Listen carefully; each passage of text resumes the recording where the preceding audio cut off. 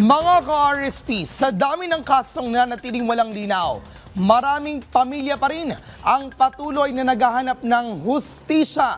Kung kaya't ngayong araw, tatalakayin natin ang masalimuot ngunit mahalagang isyong muling pagbubukas ng mga unsolved cases.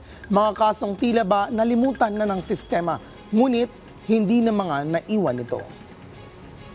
Tama ka dyan, Fifi. Hindi natatapos ang laban para sa katotohanan at hustisya kahit pa lumipas na ang maraming taon. May mga legal na proseso at batayan kung kailan at paano maaari muling buksan ang isang kaso at yan ang sisikapin nating ipaliwanag ngayong araw. Okay, attorney, ano po ang mga legal na posibilidad para mabuksan muli yung mga kasong dati nang isinara, lalo na kung ilang taon na ang lumipas? I think we have to discuss kung ano ba yung ibig sabihin ng sinara na. Okay? May dalawa kasing klase ito. Isang permanent at isang temporary. Ang ibig sabihin ng permanent na sinara na, ito yung may mga judgment of either conviction or acquittal. Okay? Kung may judgment na, final judgment convicting the accused or acquittal, of course, wala na tayong... For criminal cases For lang criminal yun. cases. Okay.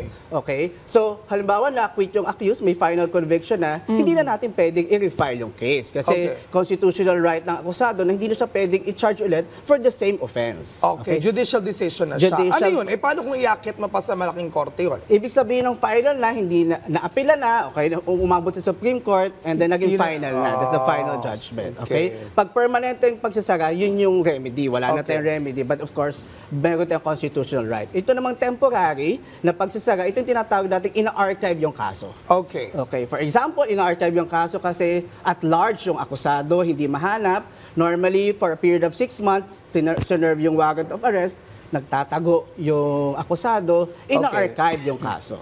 Ayun. Attorney, paano po na-impluensya ng prescriptive period o statute of limitations kung tawagin ang pagkakataon na muling pasukin ng kaso? Kasi may mga katanungan din dyan, may pagkakataon ba na hindi na ito ma-revive dahil din sa paglipas ng panahon? Okay.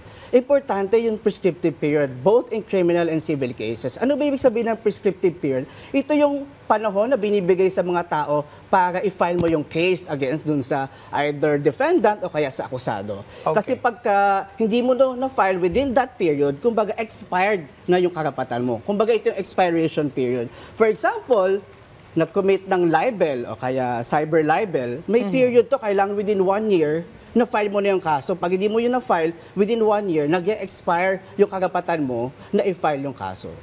So hindi pwede yung kailan mo lang gusto kahit after 2 years pag gusto mo siyang balikan. Attorney, ano po mga ebidensya ang kailangan para patunayan na may sapat na dahilan para buksan muli ang kaso?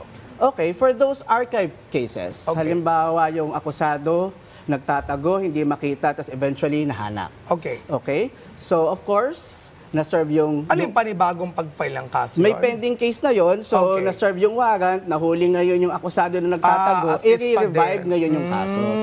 So either yung prosecution, magpa-file sila ng motion to revive the case kasi nga nahuli na yung akusado, and then magpo-proceed na yung trial. Okay. Attorney, ano yung mga hakbang o proseso mula umpisa kung nais talagang buksan muli ang kaso? Saan sinasubmit yung motion at gaano katagal ang inaasahan natin dito? Okay, as mentioned, halimbawa nakita yung akusado, magpa-file ngayon ng motion to revive the case, and then magpo-proceed yung trial. Okay, so yung pagpa-file ng motion, same period yon, just like any other motions. Attorney, meron po bang mga karaniwang hadlang na naranasan ang mga pamilya dito sa Pilipinas sa muling pagbukas ng ganitong klaseng mga kaso?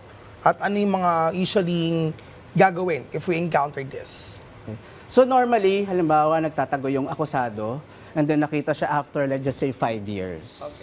And we all know na sa criminal cases, mahirap yung patunayan. Ang nagiging problema is evidence. Okay? Halimbawa, nagtago ng 5 years, wala na yung mga witnesses mo, wala na mga documentary evidence mo. Ito yung nagiging challenge ngayon if the case will be revived. So how do we deal with that? Okay? Kaya kailangan maging active tayo in prosecuting cases, and we also be very careful in keeping our evidence or of course testimonial and documentary evidence. Kasi at the end of the day, ang hinahanap natin sa kaso is the legal truth, yung katotohanan na sinusuportahan ng ebidensya. Okay. For instance, na nasara temporarily yung kaso, it was archived, halimbawa namatayan ng mahal sa buhay. And then after 10 years, may nakita kang sudden evidence na pwede mag-suffice doon. So that can also be an example, attorney, on how the motion to revive the case can happen?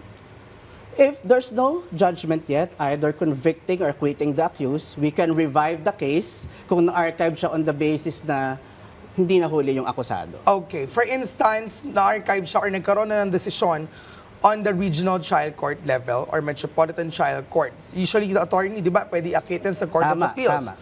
So, pagka ganon, na although may judgment na, and after 5 years, pwede mo pa rin ba iakitin sa Court of Appeals? Of course, may period within which you can file your appeal. Okay? Okay. From the judgment or conviction, you have 15 days para i-appeal yung 15 decision. days, okay. Yes. So pag hindi mo rin yun na-file within that period, nawawala na yung karapatan mo na i-apila yung desisyon ng mababang korte. Again, attorney, if there will be new evidences biglang lalabas. Yung new evidence, of course, if meron ng judgment doon sa lower courts, Okay. hindi na yun tinatanggap pagka umakyat ka na ng Court of Appeals or Supreme Court.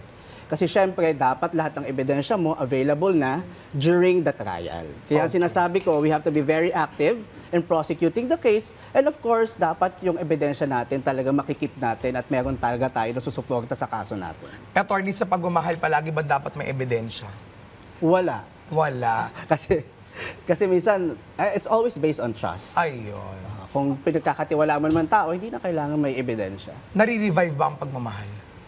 May second chance. Ayun. Motion to revive ang Motion pagmamahal. to revive. Maraming salamat, Attorney Roel Ilagan, sa pagbabagi ng iyong kaalaman at pananaw patungkol sa usaping ito. At para sa ating mga manonood, naway naging simula ito ng mas malawak na kamalayan at panawagan para sa ustisya. Hindi natatapos ang laban hanggat may mga kasong nanatiling bukas at mga pamilyang umaasa. Dahil sa dulo ng lahat, ang tanong ay dapat legal ba?